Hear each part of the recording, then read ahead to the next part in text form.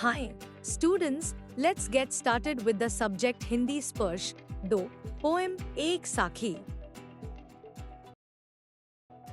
कबीर 1398 से 1518। कबीर का जन्म 1398 में काशी में हुआ माना जाता है। गुरु रामानंद के शिष्य कबीर ने 120 वर्ष की आयु पाई। जीवन के अंतिम कुछ वर्ष मगहर में बिताए और वहीं चिरनिद्रा में लीन हो गए। कबीर का आविर्भाव ऐसे समय में हुआ था जब राजनीतिक, धार्मिक और सामाजिक क्रांतियां अपने चरम पर थी। कबीर क्रांतिदर्शी कवि थे। उनकी कविता में गहरी सामाजिक चेतना प्रकट होती है। उनकी कविता सहज ही मर्म को लेती है।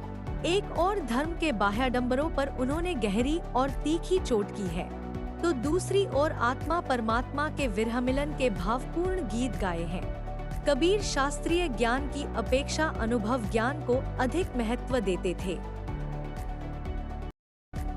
उनका विश्वास सत्संग में था और वे मानते थे कि ईश्वर एक है, वह निर्विकार है, अरूप है। कबीर की भाषा पूर्वी जनपद की भाषा थी।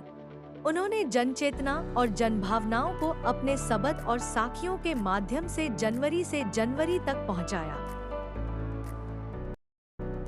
एक सेंट लाइन, ऐसी बाणी बोलिए मन का आपा खोई, अपना तन शीतल करे औरन को सुख होई। अर्थ, ऐसा वचन बोलो जिससे अहंकार मिट जाए, जो अपने मन को शीतल करे और दूसरों को भी सुख पहुंचाए। नेक्स्ट लाइन, कस्तूरी कुंडली बसे मृग ढूंढे बन माही, ऐसे घटी घटी राम है दुनिया देखे नाही।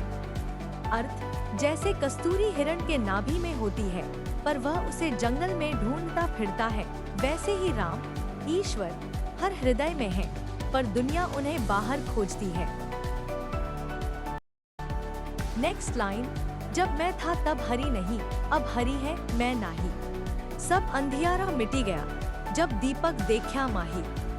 अर्थ, जब तक मैं अहंकार था तब तक हरि, ईश्वर नहीं थे।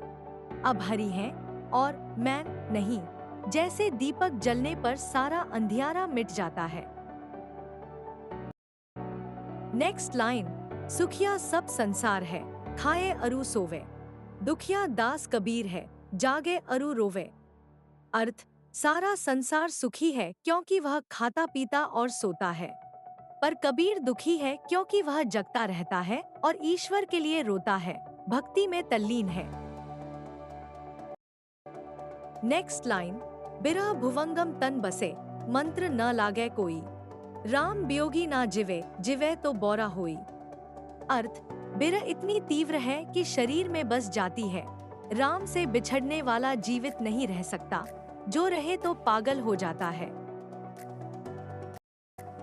नेक्स्ट लाइन, निंदक नेड़ा राखिए, आंगणी कुटी बंधाई, बिन साबण पानी बिना, निर्मल करे सुभाई। अर्थ, निंदक, आलोचक को पास रखो, वह बिना किसी साधन के भी तुम्हारे आचरण को सुधार कर शुद्ध कर देता है। नेक्स्ट लाइन, पोथी पढ़ी पढ़ी जग मुवा, पंडित भया न कोई, ऐके अशिर पीव का, पढ़े सु पंडित होई।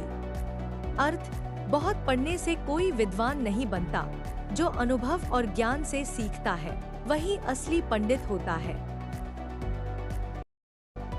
नेक्स्ट लाइन, हम घर जालिया आपना, लिया मुराड़ा हाथी, अब घर जालो तास का, जे चले हमारे साथी।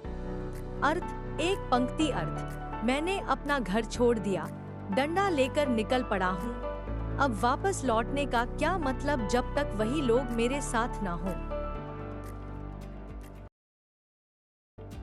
Thanks for watching.